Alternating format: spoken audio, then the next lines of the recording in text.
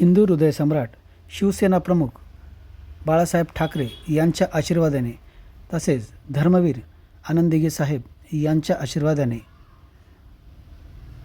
तसेच शिवसेनेचे मुख्य नेते तथा महाराष्ट्र राज्याचे उपमुख्यमंत्री एकनाथजी शिंदे साहेब यांच्या आदेशानुसार तसेच डॉक्टर श्रीकांतजी शिंदे साहेब खासदार यांच्या आदेशानुसार तसेच महाराष्ट्र राज्याचे अध्यक्ष बांधकाम कामगार सेना प्रीतम सेठ धारिया तसेच मराठवाडा अध्यक्ष विनोदजी नेमाडे यांच्या आदेशानुसार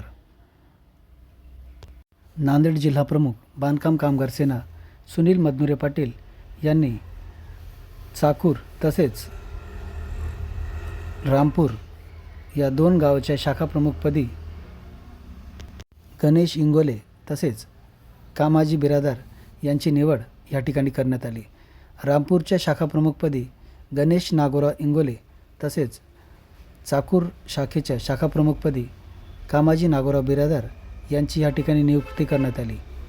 यावेळेस मोठ्या संख्येने कार्यकर्ते उपस्थित होते।